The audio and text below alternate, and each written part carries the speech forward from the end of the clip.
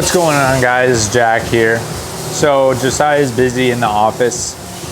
He leaves for FD on Wednesday and he has a lot to do before then. He does want to get out on the track on this before he leaves though. Today's currently Monday. So I'm usually behind the camera, now I'm in front of it. Feels very weird, but we need to swap the bearing out to the 5x114 on the front so you can run the can size. And we're also putting a mini kit on the front too. And then this car will be going to Joel's at JFP. It'll be going to his shop tonight. He'll do the hydro, plumb the hydro, do all that. So it should be ready to go by tomorrow and we can take it to the track. So I don't really know what I'm doing, but let's get into it, I guess.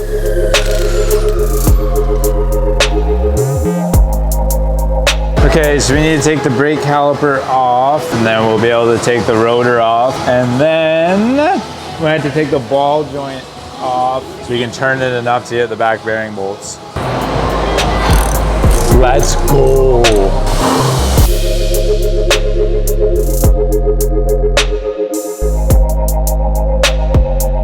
Bearings out.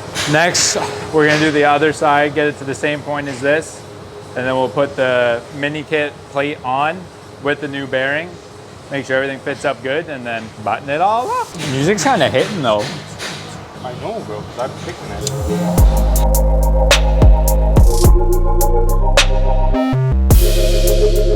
So now that that's disassembled, we will start putting on the mini kit. The mini kit will go on and then the bearing will sandwich over top of it. But I think I'll take the full knuckle off, do that all on the ground, and then reassemble it on the car.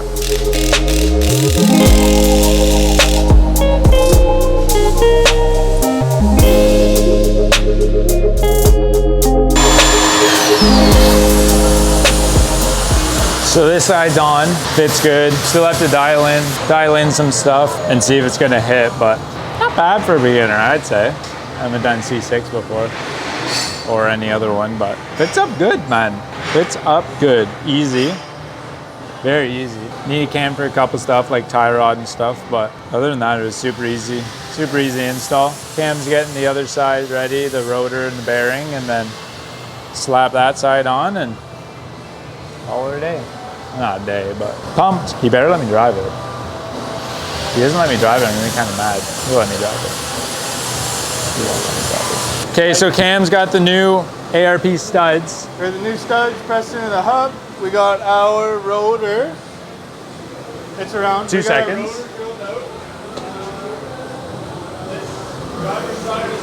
Cam, they can't hear you without my mic. Rotor, drilled out. Drilled out. Hub, drilled out. New studs in it, all the way around. Everything else is on driver's side. Just slap it together. Eyeball and alignment up. That's all it is. Not a day.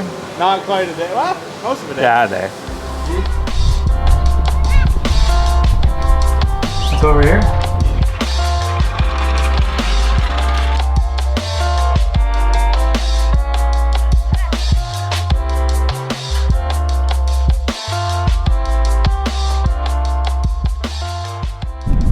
What's up, guys? We are here at Shannonville Motorsport Park where we're testing out several products. We've got our handbrake mount here that keeps our cup holders. We've got our dual caliper bracket in the back. We've got our mini kit in the front. We've got our tow arms in the back, and we've got Silver's coilovers installed. So we're gonna do a couple figure eights, do some drifting on the skid pad, and see how everything is.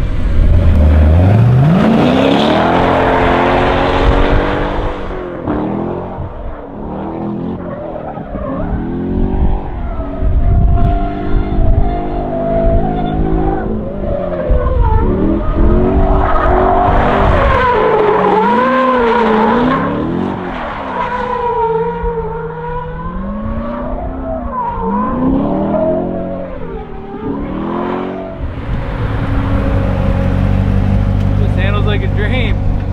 Handbrake's mint. It locks it up like super easy. The seat is like very reclined. Probably looks hilarious in the video. You pop it up a little bit. There we go.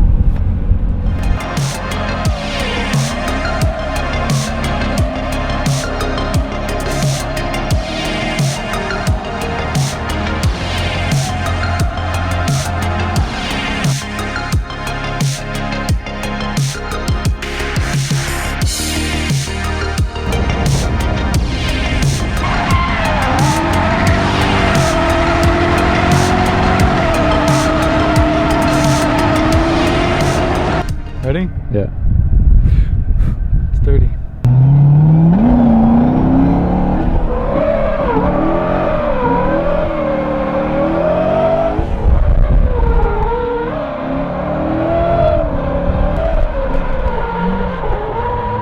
Oh baby, This thing's fast. yeah.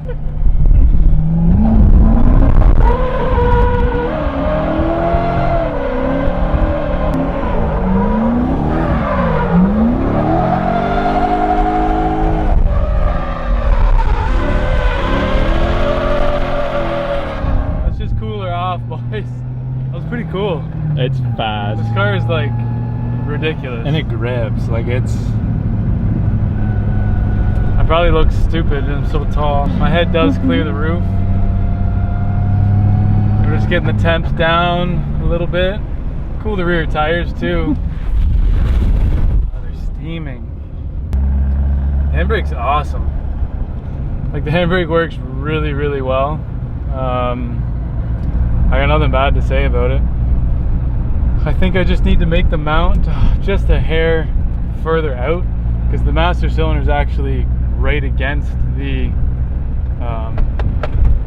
basically the side of the vinyl or center console or plastic, whatever it is. It still works and everything's fine. An 1/8 of an inch further out and then it'd be perfect.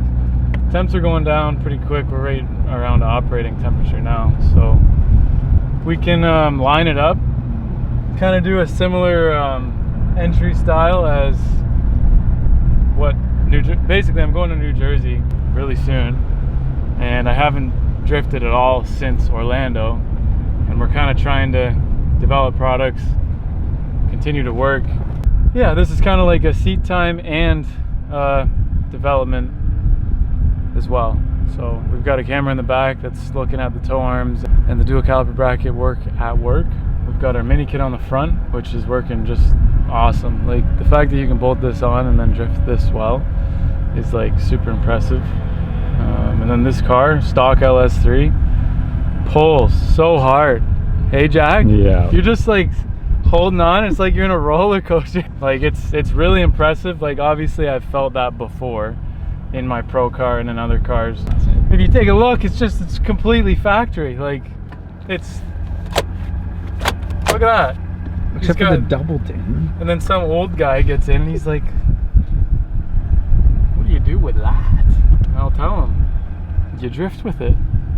That's what you do with it.